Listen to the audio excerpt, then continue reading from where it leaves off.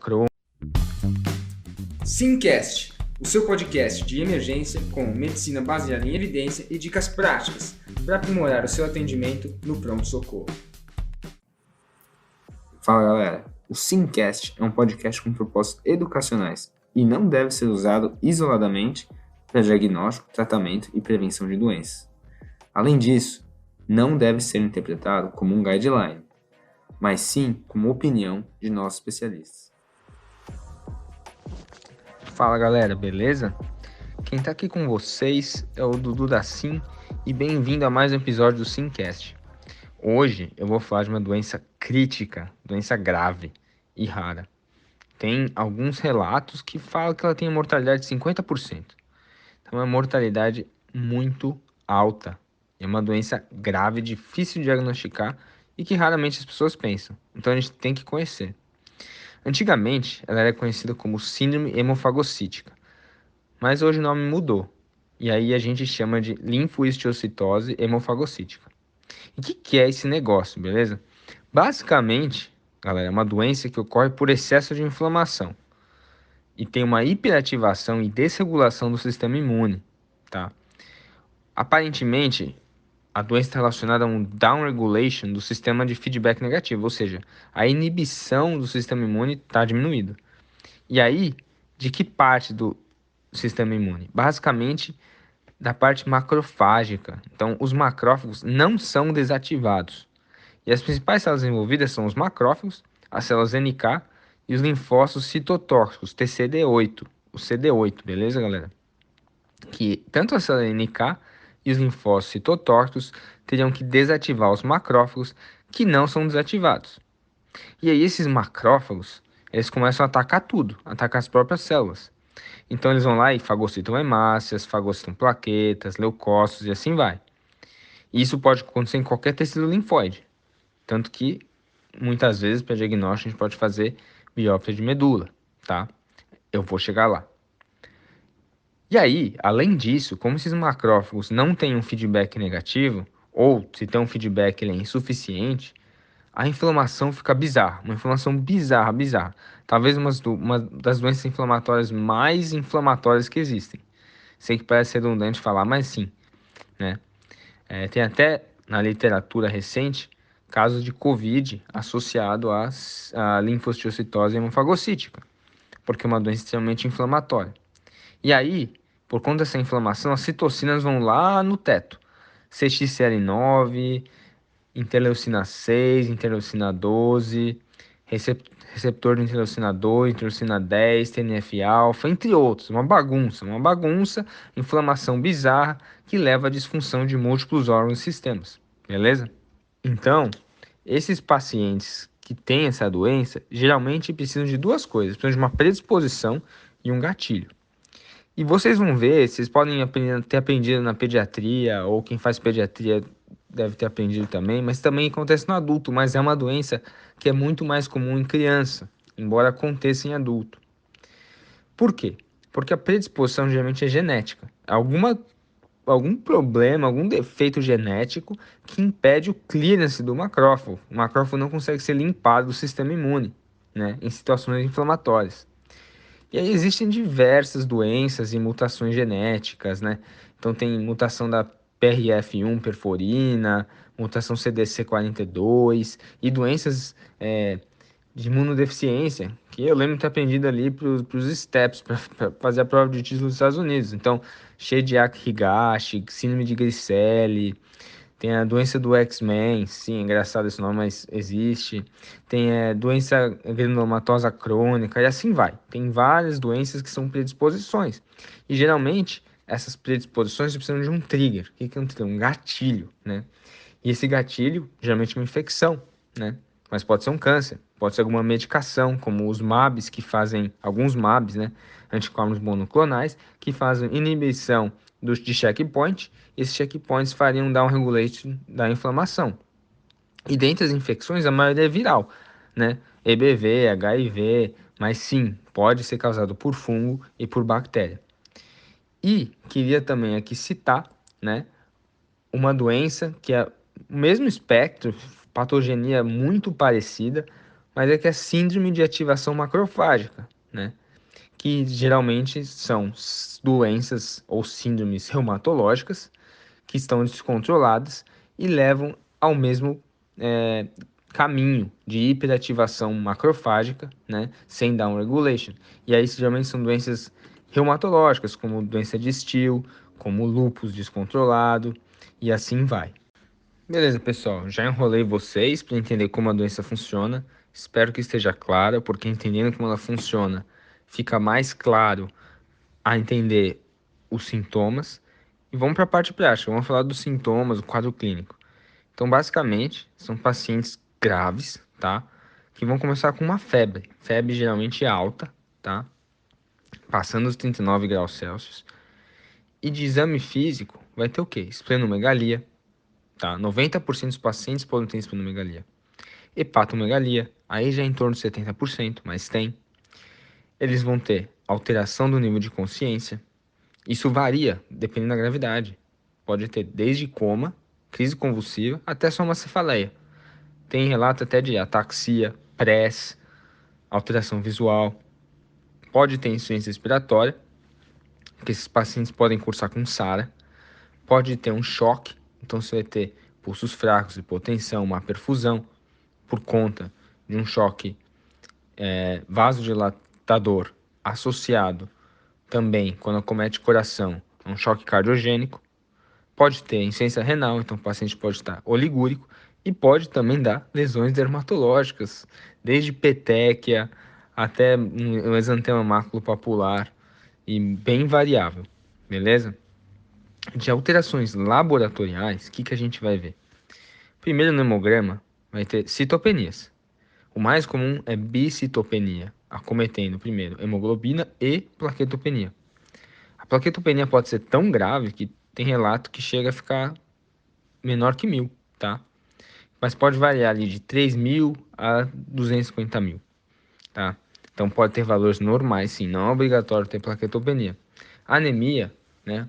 O hemoglobina, geralmente a média dos pacientes fica em torno de 7. Além disso, pode ter neutropenia e leucocitopenia, os dois, beleza? O que mais? Triglicérides podem estar altos também. Geralmente é algo mais tardio e está relacionado à lesão hepática, tá? Que esses pacientes podem ter também elevação de enzimas hepáticas. Então, TGO, TGP, até as canaliculares podem estar elevadas. E como tem lesão celular, o DHL também aumenta. Como é uma doença inflamatória e macrófago acumula ferritina, ele vai fagocitando tudo, a ferritina estoura, tá, galera? Falam que tanto a doença de Still como a síndrome fagocítica são as que levam as maiores ferritinas. Eu vi um paciente que tinha 32.000 de ferritina. Isso até lembra um pouco de Covid, e às vezes fica difícil diferenciar um Covid muito grave de uma síndrome fagocítica, ainda mais aquele Covid que está desenvolvendo múltipla disfunção orgânica, beleza? Então, a ferritina maior que 500, mas geralmente chega a ser maior que 3.000, pessoal, beleza? E lembrar que a ferritina pode sim ser normal, né? Apesar de ser a exceção. Além disso, o que mais? Esses pacientes têm fibrinogênio baixo e podem ter sangramento devido a CIVD. Então vai ter consumo dos fatores de coagulação, o fibrinogênio vai estar baixo e o D-dímero vai estar alto, D-dímeros altíssimos. Lembre o que também? Covid, pessoal. Então, Covid é bem difícil de vivenciar. E, especificamente, tem elevação de alguns testes laboratoriais, né? Como, por exemplo, o receptor interleucina 2 solúvel, que é o CD25, beleza? Pode ter também interleucina 18 e CXCL9, que inclusive esses estão relacionados aos critérios diagnósticos que eu vou falar mais para frente. Finalizando essa parte de quadro clínico, então fica claro que é uma doença que afeta qualquer órgão, que geralmente é uma doença grave, que vai dar disfunção desses órgãos e o quadro clínico vai variar com a disfunção orgânica que o paciente vai ter. Mas de forma geral, você tem que pensar num paciente que vem grave, com febre, que vai ter patoesplenomegalia, vai ter citopenias e vai ter a ferritina lá no alto. Beleza, Dudu, você ficou aí 5 minutos falando do quadro clínico, mas como é que eu vou avaliar esse paciente? Beleza, pensou em linfocitose hemofagocítica? Você vai pensar em três coisas. Primeiro, exames iniciais que vão me ajudar a confirmar a doença. Vou ter que pensar em exames que vão buscar um trigger, um gatilho para a doença. E vou ter que acessar as disfunções orgânicas do paciente, porque ele é um paciente grave. Então, desses, o primeiro é o que vai me ajudar no diagnóstico. Então, hemograma, como eu falei, tem a pancitopenia, bicitopenia, função renal, enzimas hepáticas, função hepática, coagulograma, triglicérides, ferritina. E aí vem os exames mais específicos, que é interleucina 2 solúvel, interleucina 18, CXCL9, atividade celular NK. E, se o paciente estiver estável e for possível, biópsia de medula, tá? Obviamente, tirando a biópsia de medula, mas esses exames mais específicos não tem em todo lugar. Então, às vezes, tem que mandar para outro hospital, beleza? E pode demorar um pouco para sair. E até nos guidelines vão falar assim: não espere resultado desses exames porque eles demoram e o paciente tem uma alta mortalidade, principalmente se atrasar o tratamento. Se a suspeita for alta, é claro. E na biópsia de medula, o que você vai ver? É esperado que você veja hemofagocitose, tá? E lembrar que hemofagocitose não é patognomônico da doença e nem é obrigatória. Para vocês terem noção, a hemofagocitose estava presente em 78 pacientes, 40 tinham hemofagocitose e 38 não tinham hemofagocitose em um dos estudos, né? Então vocês podem ver que a hemofagocitose é um fator que auxilia no diagnóstico, mas não é obrigatório, tá? Seguindo no nosso raciocínio, a gente vai ter que pedir exames que falam a favor de um trigger. Então, o que eu vou buscar? Infecções, beleza, pessoal? Infecções é a primeira, lembra que eu falei cânceres e doenças reumatológicas. Lógico, você vai pensar na história do paciente e guiar seus exames, mas você vai ter que pedir hemocultura, dependendo do exame de urina, dependendo um líquor, tá? Depende um tomo de crânio antes do líquor, claro. Pesquisas virais, pensando em EBV, CMV, HIV e assim vai. E pensando em câncer, né? Tem gente que até recomenda fazer uma tomo de abdômen, tórax e pelve para ajudar no diagnóstico, até um PET-CT, né? E pensando em hepatomegalia, esplenomegalia, você pede um ultrassom de abdômen, tá? Se você não for pedir a tomografia, é claro. E aí, você vai ter que acessar as disfunções orgânicas, né? Então pode afetar, pode dar um choque. Então você tem que pedir um eco, pode dar alteração no nível de consciência, tem que pedir um tomo, um líquor, pode dar insuficiência cardíaca, choque cardiogênico, você vai pedir um eletro também. Pode dar SARA, então você tem que pedir FG de tórax ou tomografia de tórax. E pode dar disfunção hepática, ultrassom de abdômen.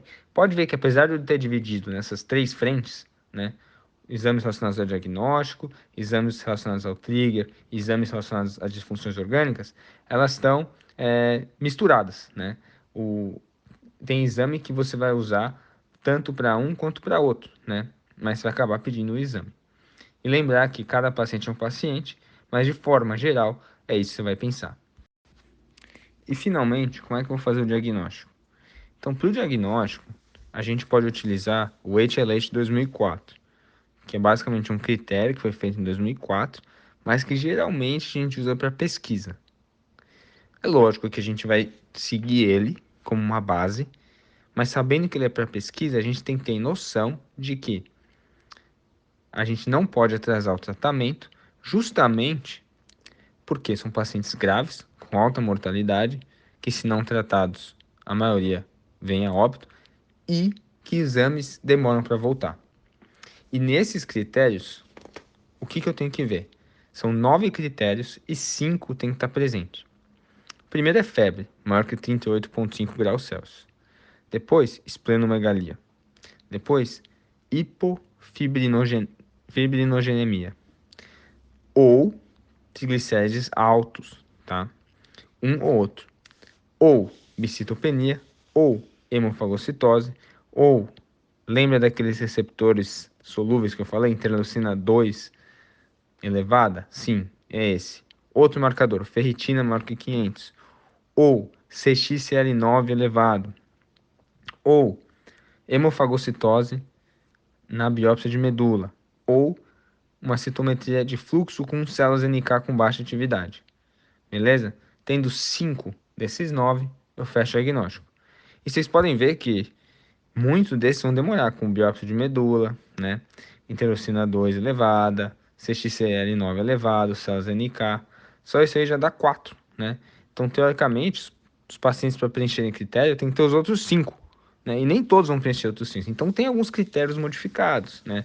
Então, você pode fazer, tem um critério que é bem interessante, que é mais prático, que é 3 de 4 sintomas, assim, mais exame físico, que é citopenia, febre, esplenomegalia e hepatite, e um imunomarcador, seja hemofagocitose na medula de biópsia, ferritina elevada, fibrinogênio baixo ou ausência de atividade das células NK. Existe também um score, né, que chama H-score, que te dá a probabilidade de ser HLH, né, HLH. E aí vai ter ponto para imunossupressão, febre, hepatomegalia, esplenomegalia, triglicérides, ferritina, elevação da ALT, fibrinogênio, grau de citopenias, presença de hemofagocitose na medula. E aí tem vários critérios que você coloca lá na fórmula, te dá uma pontuação e a chance, né, probabilidade pós-teste do paciente ter a doença, beleza? E aí, se tem um score menor que 90, a chance é baixíssima, baixíssima. E um score maior que 250, sim, a chance é quase 100%. Agora, a gente vai falar de um terreno bem mais complicado que é o tratamento. O principal papel do emergencista é suspeitar, tá, da doença, assim como do clínico geral ou do intensivista. Obviamente, o intensivista vai participar do tratamento, mas não é para ter medo e vergonha de chamar o hematologista, seja para te ajudar a tratar, seja para fazer o diagnóstico junto com você. É uma doença rara e grave. Ajuda, humildade é sempre importante. Para vocês terem noção, mesmo em centro especializado, essa doença, a linfocitose hemofagocítica, é uma doença rara. E a experiência de hematologistas às vezes não é tão grande, é de 1, 2, 3 casos, para vocês verem como é essa doença. Então, na suspeição da doença, chama o hematologista. A segunda ideia que eu quero que vocês tenham é que pacientes com alta suspeição, você não pode atrasar o tratamento, que eu vou falar mais para frente qual é, mas não atrasar o tratamento. Para vocês terem uma noção, o primeiro coquetel, que a gente chama de coquetel HLH 94, foi lançado em 94, tá? Faz sentido, né? HLH 94. E antigamente, antes dessa data, a mortalidade era de 100%. Hoje, essa mortalidade é em torno de 50% com tratamento adequado. Então, alta suspeição, paciente não está bem, começa o tratamento empiricamente. Agora, suspeição é relativamente baixa ou moderada, o paciente está estável, você pode simplesmente tratar o trigger, a doença de base. E caso o paciente comece a piorar, você pode começar um dos pilares do tratamento, que é o corticoide. Qual o corticoide? É dexametasona. Por quê? O corticoide vai diminuir essa falta de inibição do sistema inflamatório, né? E por que é a dexametasona? Porque tem penetração no sistema nervoso central e é a mais estudada até hoje. Então, só para sintetizar a primeira parte do tratamento. Pacientes estáveis, com suspeita moderada, tratar a doença de base. Na verdade, você tratar a doença de base sempre, sempre, sempre. Agora, o paciente está um pouco pior, né? Ainda está estável, mas está piorando. Aí sim vale a pena começar uma dexametasona. Ainda assim, nos pacientes estáveis, né? Caso você venha com EBV positivo, a recomendação de tratamento é ou com rituximab ou com imunoglobulina intravenosa. E por final, para pacientes que estão também estáveis e têm síndrome de ativação macrofágica, lembra? Aquela que é causada por doenças reumatológicas, você tem que focar agressivamente no tratamento dessas doenças reumatológicas. E vamos agora para os pacientes descompensados. Então, a primeira ideia é não atrasar o tratamento, como eu já falei, e começar tratar a doença de base, e o coquetel HLH94. Vão ser basicamente, no mínimo, o início do tratamento 8 semanas, e você vai fazer uma indução com etoposídeo, a dexametasona, beleza? Caso o paciente tenha cometimento de sistema nervoso central, você vai fazer um tratamento intratecal, com hidrocortisona e metotrexate. Além disso, todos os pacientes, sejam descompensados ou compensados, você tem que dar suporte clínico. Vasopressor, fluido, correção de distúrbios hidroeletrolíticos, transfusão quando necessário, e assim vai. Suporte intensivo. E como eu vou monitorar esse paciente? Você vai monitorar com hemograma, coagulograma, função hepática, função renal, enzimas hepáticas. Tudo isso diário, todo dia. E toda vez que você for fazer uma infusão intratecal, você vai mandar o líquor para análise. O receptor de interleucina 2 solúvel, né, aquele que a gente falou para o tratamento, você vai ter que dosar semanal. E a ferritina também é diária. É esperado que esses receptores inflamatórios, marcadores inflamatórios, diminuam com o tempo, tá? É esperado. Ah, mas Dudu, já ouvi falar de transplante de medula óssea. Sim, é uma opção terapêutica, mas geralmente a gente vai reservar para quem? Primeiro, né, os pacientes com doenças genéticas, tá? Que aí não vai adiantar só tratar o trigger, vou ter que fazer o transplante de medula. Pacientes que não têm uma resposta inicial, tá? Isso vai discutir com o hematologista, não é muito claro o que é considerado uma resposta inicial adequada. Paciente com envolvimento significativo de sistema nervoso central, também não tem na literatura assim cutoffs ou critérios bem estabelecidos, mas você vai discutir com o hematologista. E caso o paciente tenha como trigger e uma doença de base, uma malignidade hematológica. E aí você também vai tratar com transplante alojante de medula óssea. Sei que é muita coisa, pessoal. É uma doença complexa, bem complexa. E eu queria que ficasse uma mensagem para vocês. Paciente com inflamação importante, ferritina elevada, pensa em síndrome fagocítica. Quando pensar em síndrome fagocítica, lembrar dos critérios e do score. Não precisa decorar, você checa na hora. Pede os exames, se possível, e conversa com o hematologista. Diagnosticado a doença, junto com o hematologista, se não tiver hematologista, vai mandar para um centro de referência, você vai fazer o tratamento adequado, sempre lembrar de tratar a doença de base e, né, dar suporte intensivo para o paciente. Lembrar também que esses pacientes têm um prognóstico difícil, prognóstico grave. E é isso que eu tinha para falar. Até a próxima. Abraço.